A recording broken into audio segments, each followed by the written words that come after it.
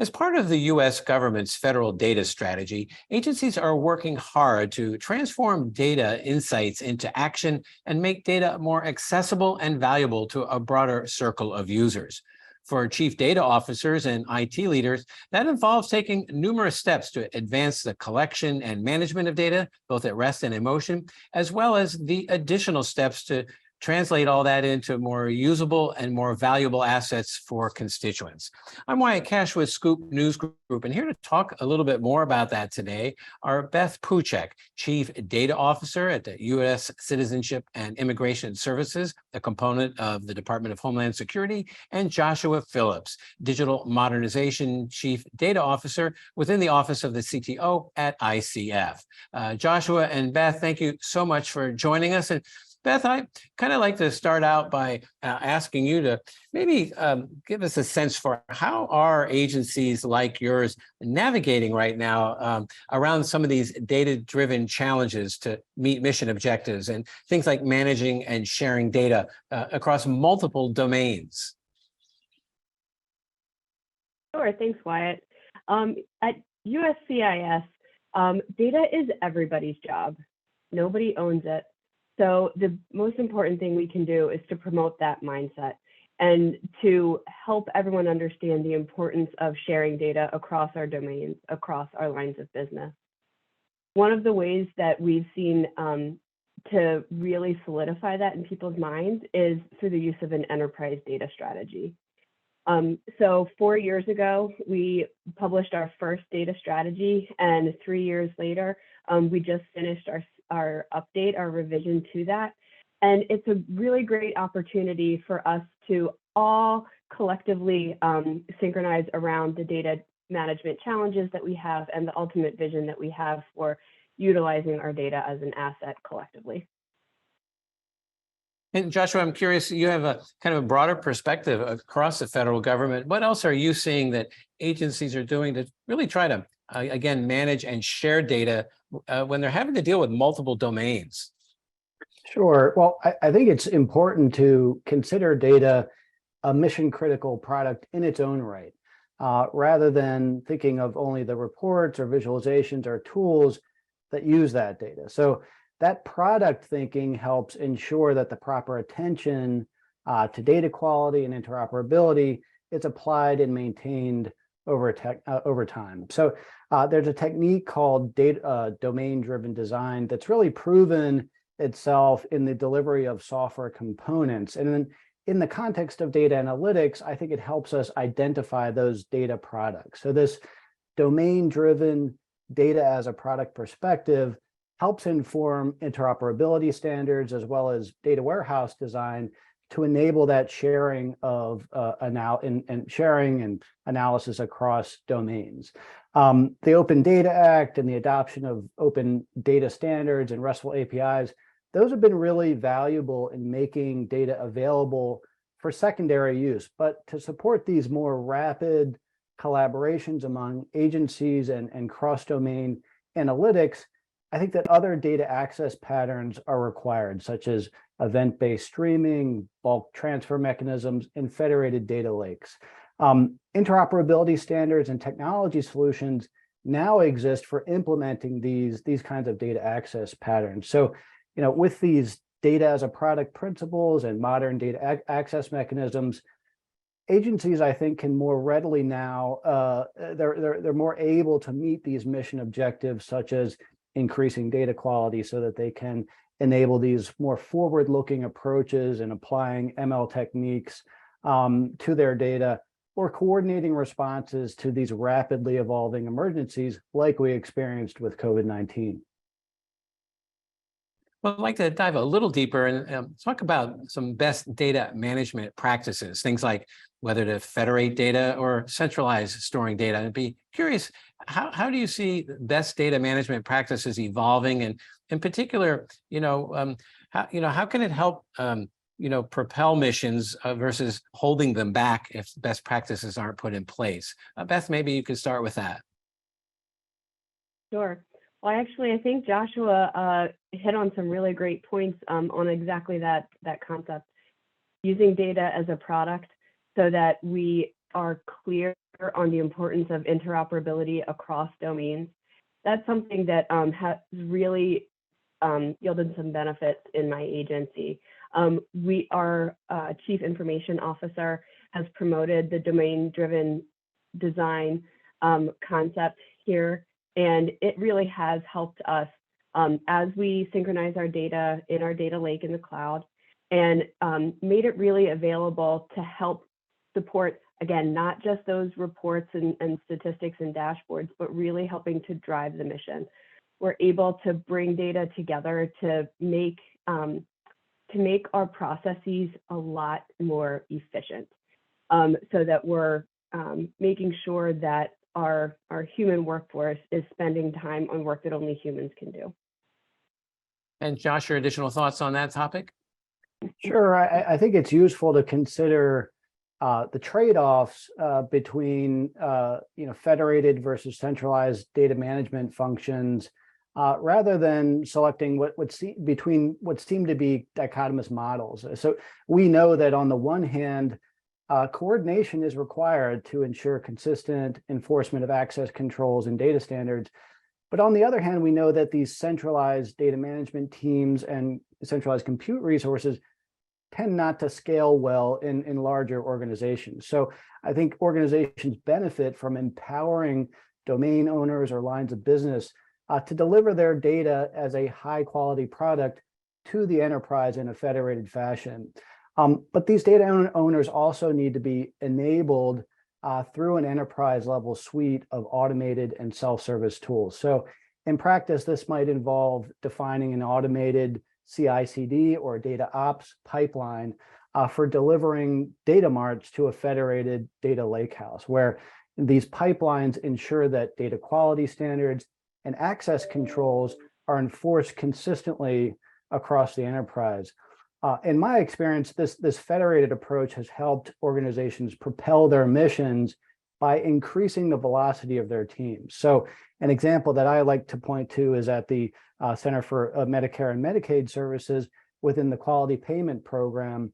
So with the appropriate suite of automated and self-service tools, that line of business was able to reduce their policy simulation time by some 99%. And this really enabled the policy analysis team to evaluate more potential policy changes that better guide their program toward achieving its goals. Well, Beth, I'd love to ask you this next question, and that revolves around the cloud. So I'm curious, how is the cloud helping to not only create but scale a cohesive data management environment that supports, a wide range of data workloads? Again, Joshua really teed this one up nicely for me, but I think having both that right mix of a federated approach to data management, but also having a centralized offering of the tools of the governance is really what makes that possible and accelerates our ability to deliver really anything. We've had our data in the cloud for years and have been continuously porting more and more into it. And it's really been a critical enabler for us to be able to perform our mission just faster. The one area where I'd love to see the federal government continue to grow is having every agency be in the cloud so that we can share our data more seamlessly. We do a lot of sending back and forth. We do share it, but it's how we share it that can get better through the use of these cloud-based technologies, and building a data mesh that will help us in times of crisis, like Operation Allies Welcome, Uniting for Ukraine, and many more crises that I'm sure have yet to come. And Joshua, what else are you seeing in the way that the cloud is really enabling chief data officers, if you will, to really get a better handle on how they manage all the data they're being asked to manage? Yeah, well, building on what Beth was saying, the cloud is enabling these scenarios that weren't previously practical, and especially in the data analytics world. And I think some of the key enablers here are the ability to separate storage from compute, and then to allocate computing resources on demand. So, for example, in the past, analytic tools to support, let's say, healthcare fraud detection or perform regulatory surveys, they were focused on looking at individual providers. But in order for agencies to take this more proactive and forward-looking approach, they need to be able to analyze and look across beneficiaries and providers, and identify trends and patterns. So these kinds of scenarios, these forward-looking scenarios, require access to more data and more compute resources.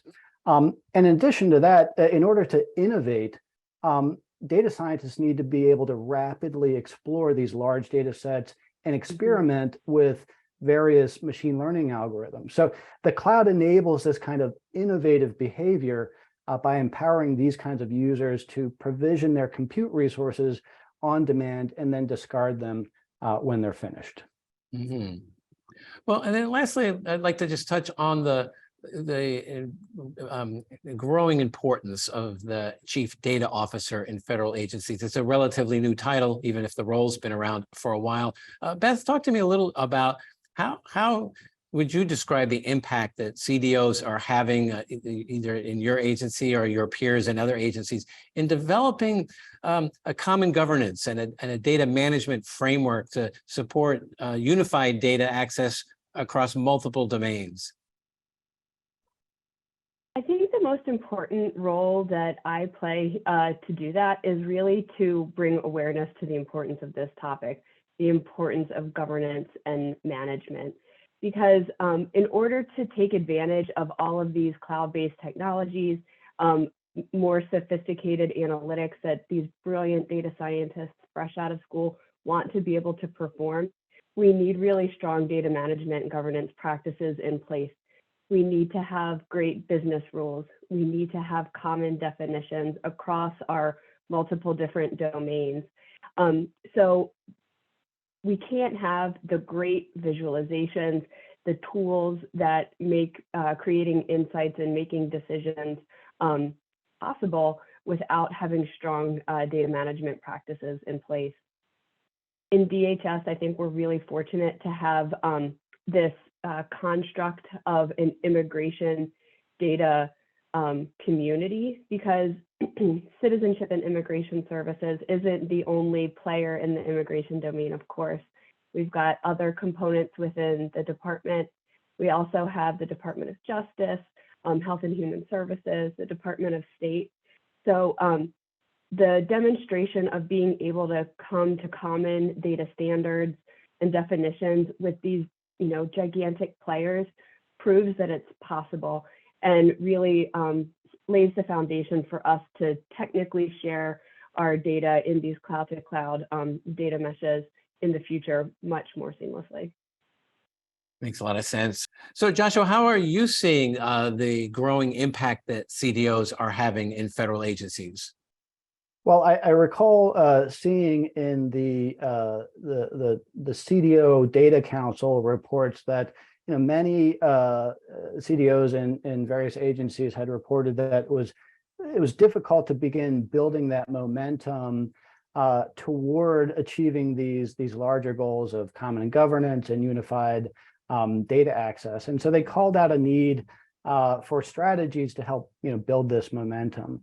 I think an important first step is to begin involving line of business users in the analytics process so that they can clearly see how analytics supports their mission.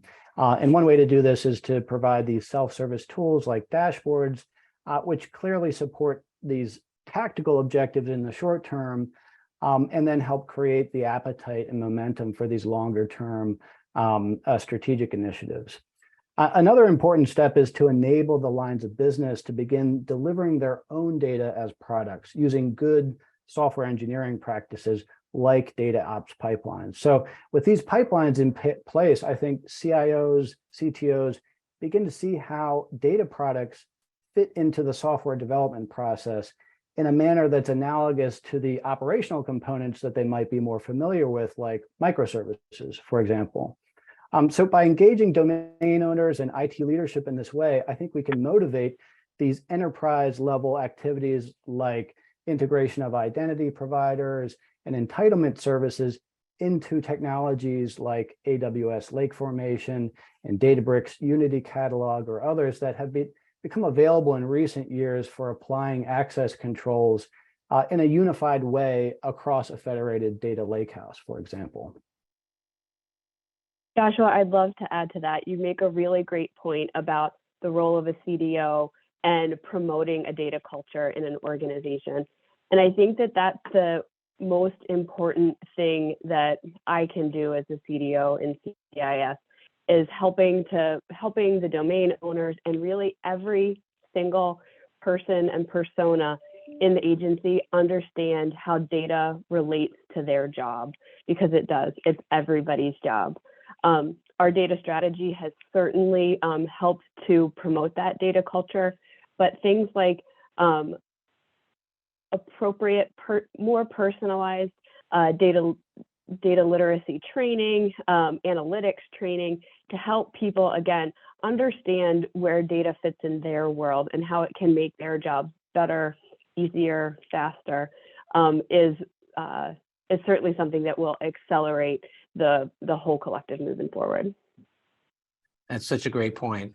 Well, Beth Puchek and Joshua Phillips, thank you so much for taking time to share some of your respective insights on the evolution of the CDO in federal government and why it's so important to agency missions. So thank you both for joining us.